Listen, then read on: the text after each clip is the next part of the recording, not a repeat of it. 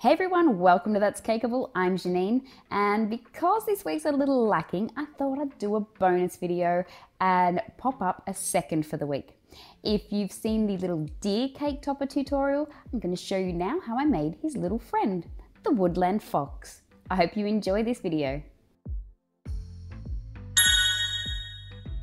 So just as I did with the deer tutorial, I'm using Saracino modeling paste for this little guy.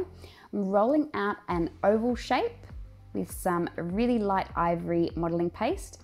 And just like I did with the deer, once again, I'm just making an indent in the face about halfway down and pinching up the bottom.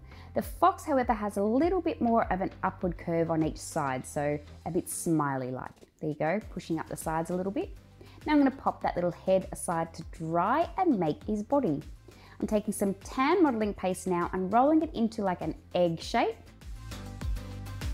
And then I just pop a cocktail stick through the center of him and pop him onto a styrofoam dummy and set that aside.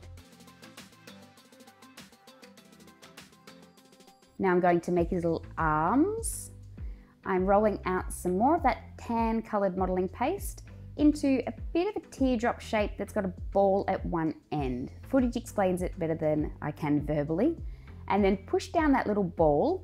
Taking my Dresden tool, I just make it a bit thinner below the hand so that when I bend it, it bends comfortably.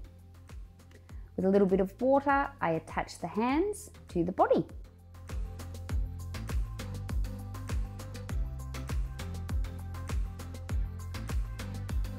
And there we go. To make his little feet, once again, I'm rolling out a couple of little balls and making some teardrop shapes. If you've watched the deer tutorial, you'll know the importance of teardrops. I flatten one end and then at the bald end, I take my craft knife and just make two lines in the center for paws. Lift up the little model there and then I'll pop the foot right underneath. 2 feet, of course.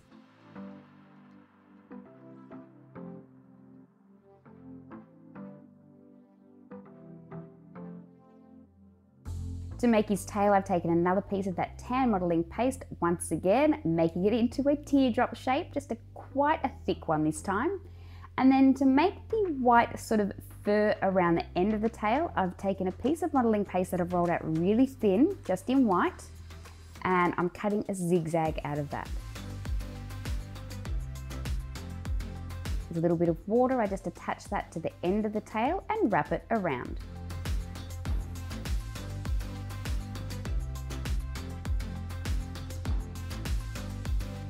Cutting off any excess and then pushing those little pieces downwards, making them nice and flat, giving it another quick roll, and there we go, there's the tail. I attach that to his little bottom with just a little bit of water.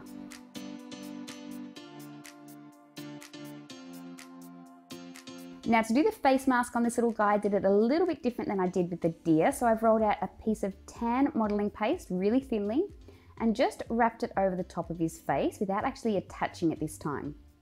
Once again, I'm using my Dresden tool and making an M sort of shape. Think McDonald's M, big wide M. Marking that out where I want it to be. I remove that modeling paste and then take my craft knife and cut that out. To be honest, I'm not sure which way was easier, cutting it on the face or off the face. Both of them needed tidying up anyway, so the choice is yours. Then I took some water, popped it on his face where I wanted that face mask to sit, and attached it to his little face. Pressing it all down, smoothing it all out.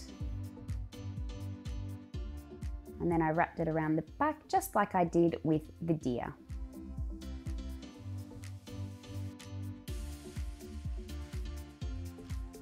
I cut off the excess and flatten that down, and there he is. Now I'm attaching his head to that cocktail stick with a little bit of water.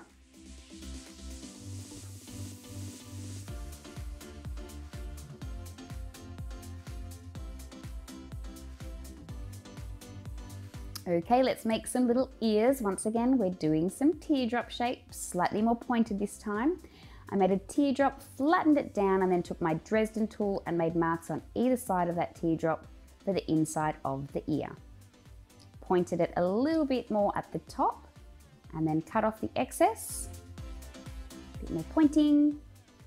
And of course, I did that twice. Took a little bit of water on each side of the head and added the little ears.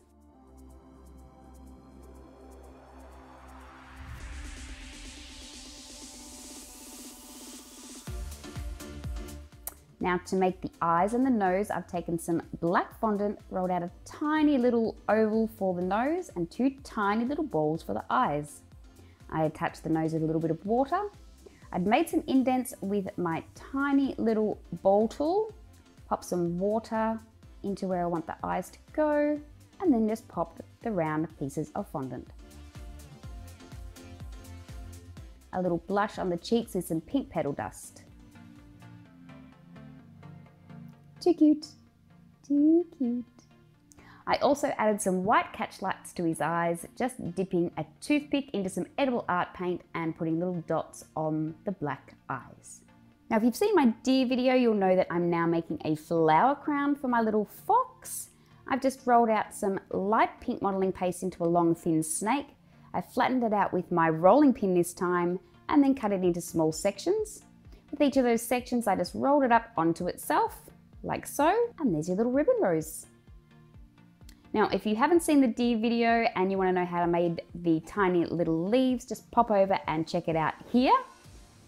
And then I attached the leaves and the flowers using a little bit of water to adhere it with my X-Acto blade. I found that easiest because they are tiny, tiny little pieces.